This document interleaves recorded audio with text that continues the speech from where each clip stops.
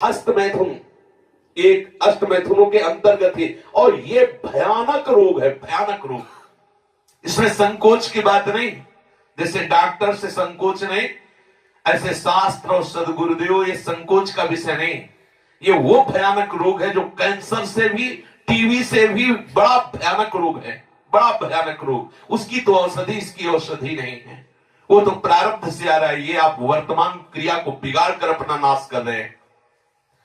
छोटे छोटे बच्चे जब स्कूलों में जाते हैं और उनको गलत विद्यार्थियों का संग मिलता है तो प्रत्येक 100 में एक को नहीं कह सकते, 99 के जैसा हम मिले हैं अभी तक, 100 में एक को नहीं कह सकते, लेकिन 99 ऐसे मिले हैं, 100 में 99 जो इस रोग से ग्रसित हैं।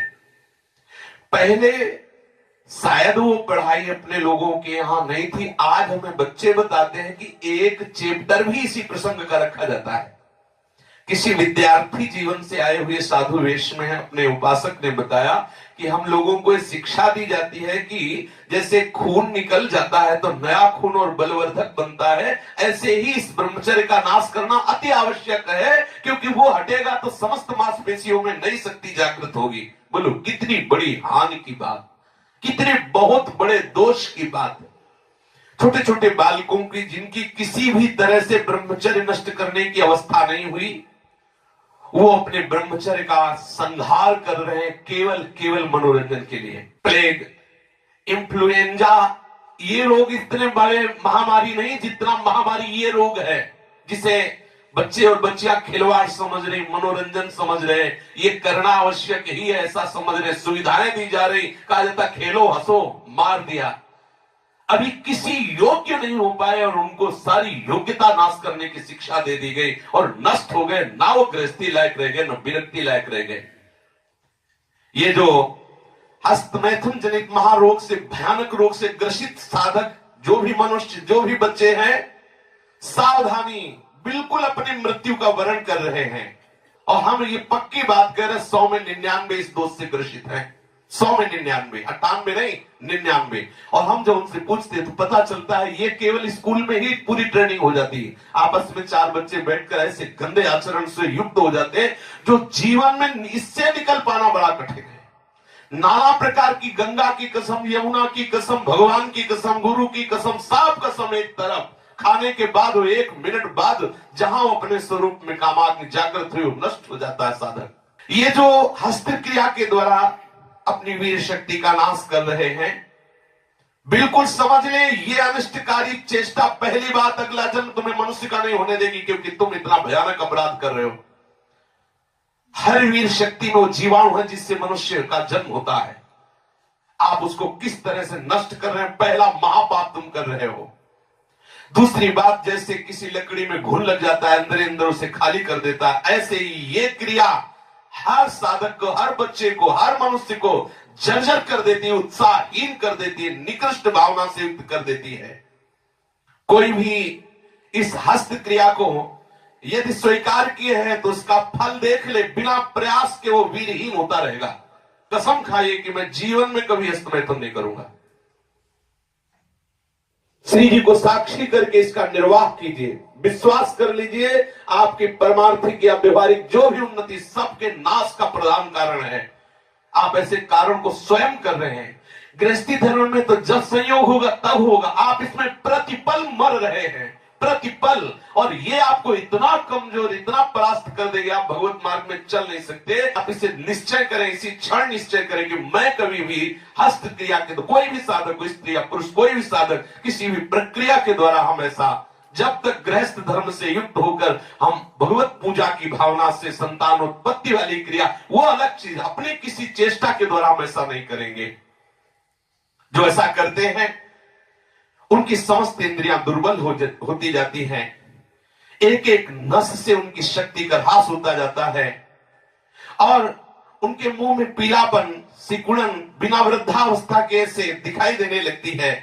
नस में दौर्बल्य, बार बार स्वप्न दोष, नाना प्रकार के गंदे संकल्प, नाना प्रकार की जलन उनके हृदय में प्रकाशित हो जाती है और वीर शक्ति इतनी द्रवित हो जाती है कि उनको पता ही नहीं लगता कब स्खलित हो गई। इसलिए साधक सावधान, ऐसी गलती बिल्कुल न करें, बिल्कुल न करें। क्योंकि शरीर के भीतर एक मनोवाहा नाम की एक नाड़ी है। इस नाड़ी के साथ संपूर्ण नाड़ियों का संबंध है। जे भी आप कामासक्त होकर के इस क्रिया को करते हैं, संपूर्ण आपके शरीर की नस नाड़ियां कांप जाती हैं।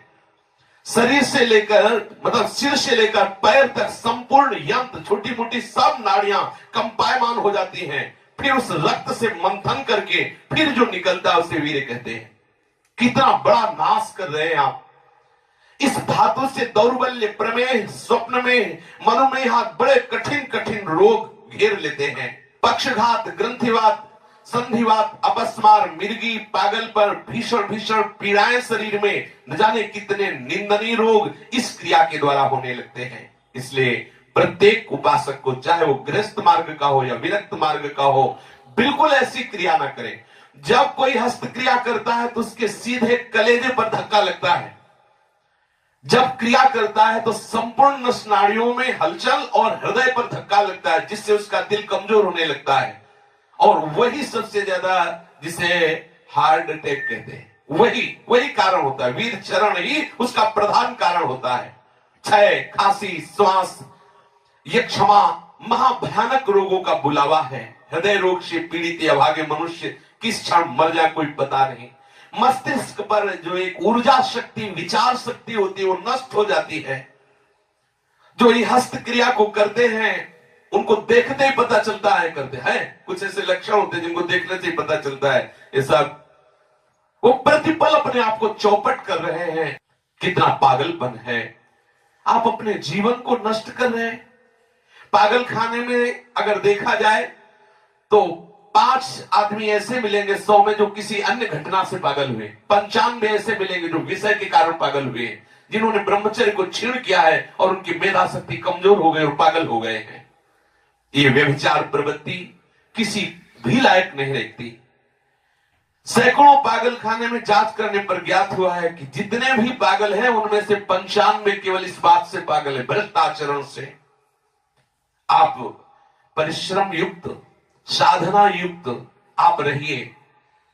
ये आजकल के माता पिता स्वयं सावधान नहीं, बच्चों के सामने ऐसी चेष्टाएं करते हैं कि उनकी सामर्थ्य नहीं कि अपने बच्चों को रोक सके। वो समझते हैं कि बच्चों से ये बातें करना ठीक नहीं है। लेकिन आप समझिए, अगर बच्चों को आप एक छूट दे रहे हैं, आप उनका कितना जीवन नष्ट कर रहे हैं। उनकी आंख, नाक, कान, जिह्वा, वाणी, पैर, त्वचा सब कमजोर हो रहे हैं। और इस कारण जब वो गृहस्थ धर्म में प्रवेश होते तो गृहस्थी लायक नहीं रह जाते, गृहस्थी लायक नहीं रह जाते इन क्रियाओं के करने के कारण। माता पिता को, सदगुरु को चाहिए, उपदेशक को, कि अपने आसपास इस बात को कहे कि वो कभी ऐसी गंदी चेष्टाएं ना करें। सदगृहस्थी में जान, देखो पहले आचार्य परंपरा थी, सब जाकर गुरुकुल में रहते थे, ब्रह्मचर्य रहते थे। फिर जिनको गृहस्थ में जाना होता वो गृहस्थ में जाते, जिनको नैष्ठिक ब्रह्मचर्य का व्रत लेना होता वो वैरागी होते। दोनों महान पुरुष बनते। वो गृहस्थी में जाकर धर्म पूर्वक चलते हुए पुनः वैराग्य को धारण करता और विरक्ति में जाकर वो महापुरुष बन जाता। दुर्बल चित्त इतना हो जाता है कि ना वो धर्म स्थान देखता है, न तीर्थ स्थान देखता है, न मंगल तिथि देखता है, न मंगलवार देखता है। बस अपनी वासनाओं का खेल खेलता रहता है। हजारों प्रतिज्ञाएं, हजारों धर्म चेष्टाएं सब व्यर्थ करने वाला ये महान दोष हस्त क्रिया, व्यभिचार प्रवृत्ति, इस पर अंकुश कीजिए, इसको आनंद मत मानिए। ये जो हस्त क्रिया के द्वारा शक्ति का नाश करते हैं, ये प्रतिक्षण काम से युक्त रहते हैं। इनके हृदय में वही चिंतन चलता रहता है। बालक अवस्था से लेकर के यौवन अवस्था तक देखिए आप, इनकी आंखों में देखिए, न तेज होगा, न इनकी गंभीरता होगी, बहुत चंचलता, निस्तेज आंखें होगी, चेहरा पीला पड़, जब देखो तो ऐसा लगता है कि शर्मिंदा हो रहे हैं, मुंह छुपा रहे हैं, ऐसा लगेगा। पहला लक्षण है। दूसरा, कुछ इतने निखल्ले, ऐसे दिखावटी स्वभाव के, ऐंठ में, अकड़ में, गर्मी में रहते, ये वीर शक्ति के नाश का लक्षण है। गंभीरता नहीं, शांति नहीं, उदारता नहीं, धैर्य नहीं है, वो अपने को बड़ा दिखाना चाहते, ये सब उसके नाश के लक्षण हैं। जिनका चेहरा आनंद में, देखते ही हृदय में आकर्षण, ये ब्रह्मचर्य का लक्षण है। चेहरा देखो तो उजड़ा हुआ दिखाई देता है, लगता है बिना रोते हुए भी रो रहे हैं। वो सब सिकुड़ गया चेहरा, ऐसा जैसे किसी घर में आग लगा दो, इसके बाद दर्शन करो तो कैसा लगता है, वो ऐसे ही उसका चेहरा होता है जिसने अपने जीवन से खिलवाड़ किया है। जो स्वभाव से ही रुक्ष, चिड़चिड़ा, क्रोधी, बात बात पे एकदम रूखा, चेहरा पीला पड़ रहा, फीका पड़, वो चेहरा पीला प्रेम का नहीं कि वो चेहरा प्रेम में पीला पड़, प्रेम में नहीं, यहां काम की बात हो रही है। मुख पिया आई फिर गई बदल गए तन रंग, ये प्रेम का लक्षण नहीं, ये काम के लक्षण की यहां बात हो रही। वो मुर्दा की तरह निस्तेज खिन्न छिन्न ऐसे ही घूमता रहता, कोई लक्ष्य नहीं, कोई उद्देश्य नहीं, बात बात में आलस्य, बात बात में गुस्सा। जो गालों में बिना कोई गुलाबी कुछ लगाए जो गुलाबी दिखाई देती है वो ब्रह्मचर्य की होती है, और जिनके ब्रह्मचर्य क्षीण हो जाते हैं, झाई पड़ जाती है। देखो देखने में लगता है क्योंकि बोले कितने को, बोले 18 के, 18 में तो उसकी दुर्गति हो रही, तो 28 और 48 में क्या होगा। जो काले दाग चेहरे में पड़ने लगते हैं, आंखें धसी नजर आती हैं, गाल पीले नजर आते हैं, नाक के आसपास काले काले दाग यहां ऐसे प्रकट हो जाते हैं, ये सब लक्षण हैं जो उन्होंने अपनी शक्ति का नाश कर दिया। सावधानी के द्वारा इस जीवन को आप बर्बाद न करें। जो 12 वर्ष की अवस्था के बाद से शुरू क्रिया कर, 12 वर्ष हैं, कितने से बच्चे हैं, कितने चलना मुश्किल हो गया, चलना मुश्किल, तब कसम खवानी पड़ी। वो तो लक्षण पता है ना, तो कसम कि तुम्हें हमारी कसम, यदि हमें आप तनिक भी मानते हो, संत मानते हो, गुरु मानते हो, कसम खाओ आज के बाद ऐसा, तब उनमें चलने की सामर्थ्य आ रही। बच्चे हैं, खिलवाड़ हो गया, उनके लिए खिलवाड़ हो गया और अपने जीवन को नष्ट कर दिया। अभी 14, 13, 15, 18 ये अवस्था है। जो लोग ये कहते हैं ना कि खेलने खाने की अवस्था, वो थोड़ा सुन ले कि कौन सा खेल खेल रहे हो, क्या खा रहे हैं। ये खेलने खाने की अवस्था है। अरे ये वो अवस्था है जिसमें जो चाहो तुम बन सकते हो। जो इस वीर शक्ति का नाश करते हैं वो बिना बुढ़ापे के सारे लक्षण बुढ़ापे के उनमें होते हैं। कमर में दर्द है, चला नहीं जा रहा है, थोड़ी चढ़ाई में हांफने लगे। अब अवस्था कितनी, बोले 18 की। इस अवस्था में तो मतलब दिशाएं भी कांपे, वो अवस्था है। अब तो दिखाई नहीं देता कोई जवाल। चित्त में कुचिंताएं, छाती में धड़कन, बिना भय के भयभीत हो जाना, थोड़े से भी दुख में ऐसा सोचना कि मैं आत्महत्या कर लूं, ये सब बातें उसी की कमी से हो रही हैं। ये महापुरुषों के अनुभव की झूठी झूठी बातों में एकदम घबरा जाना। कोई झूठी धमकी दे दे तो बस वो ऐसा लगता है अब क्या करूं, किसी कमरे में बंद हो जाऊं, अपने आप को प्राण हत्या करके बचा लूं, ऐसा मैं अपने शरीर को न, ये सारे के सारे लक्षण उसी में प्रकट होते हैं। जो ब्रह्मचर्य का नाश करता है, नींद ना आना या सोना तो कुंभकर्ण की तरह, मुर्दे की तरह सो जाना, आलस्य, जरा जरा देर में वो निरुत्साहित बातें, आंखों में जलन, भारीपन, ये सब, स्वप्न दोष अधिक होना, ये सब उसी के लक्षण है जो आपने गलतियां की है। जो सावधान नहीं रहता तो जब वो लघु शंका को बैठता है तो सबसे पहले वीर शक्ति का श्रवण, या सबसे बाद में, दोनों में जैसा अभ्यास हुआ, आप सोच में बैठे, लघु शंका में बैठे, तो सबसे पहले या तो वो गिरेगा या बाद में गिरेगा। आप सोचो उसकी कितनी बड़ी दुर्दशा है। वीर का पाचन नहीं होता, भोजन का पाचन, रस रस का पाचन, रक्त रक्त का पाचन, मांस मांस का पाचन, जो मज्जा, अस्थि और ये सप्तम धातु वीर का पाचन नहीं हो सकता। इसका पाचन ओज के रूप में होता है, तेज के रूप में होता है, महान शक्ति के रूप में होता है। जो संयम से चलता है, भगवत आराधन में चलता है, उसका एक अलग ही स्वरूप होता है। उसमें एक अलग उत्साह, अलग तेज, अलग ओज चमकता रहता है। सावधानी से, चाहे स्त्री साधक हो चाहे पुरुष साधक हो, दोनों को रक्षा करनी चाहिए। खिलवाड़ ना समझो। ये सप्तम धातु बनने में, एक बार के बनने में 30 दिन 4 घंटे लगते हैं। 30 दिन 4 घंटे लगते हैं। जब बहुत सुंदर भोजन सात्विक किया जाता है तो एक बार में संतानोत्पत्ति करने की जो सामर्थ्य वीर शक्ति में है, वो 30 दिन 4 घंटे में तैयार होती है।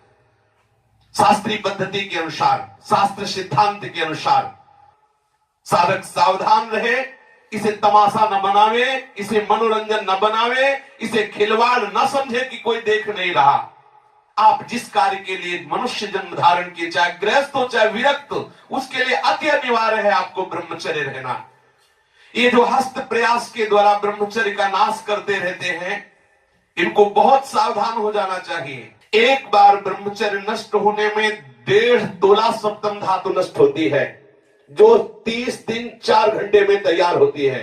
आप विचार कीजिए, 30 दिन 4 घंटे शरीर की नस नाड़ियों ने जो कमाया, उस सप्तम धातु को आप कितने मिनट में नष्ट कर रहे हैं? कितने बार 30 दिन 4 घंटे में एक बार कमाई हुई वस्तु को कितने बार नष्ट कर रहे हैं? आपकी क्या परिणाम दशा होगी, आप खुद विचार कर लीजिए।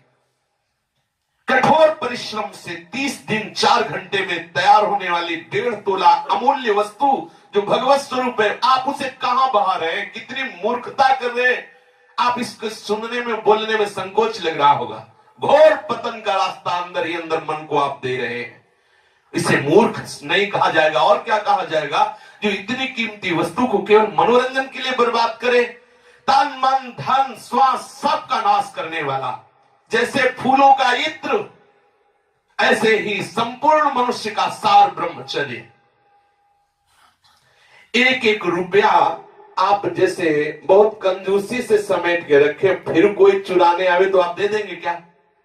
ऐसे ही यदि आप ब्रह्मचर्य पर दृष्टि रखेंगे तो आपसे पापाचरण हो ही नहीं सकता। आपको जलन हो जाएगी कि हम कितना जल के कैसे सदाचार से चल रहे हैं और ये आकर्षण हमें कैसे ब्रह्मचर्य को नष्ट कर। वो भागेगा, हर स्थिति से भागेगा। वो अपने ब्रह्मचर्य को बहुत सच्ची मानिए, ब्रह्मचर्य में ही सामर्थ्य है हर द्वंद्व सहने की, हर द्वंद्व सहने की। जितने भी साधकों की या मनुष्यों की जो दुर्दशा है शास्त्र विरुद्ध आचरणों से, उसका कारण ब्रह्मचर्य का नाश।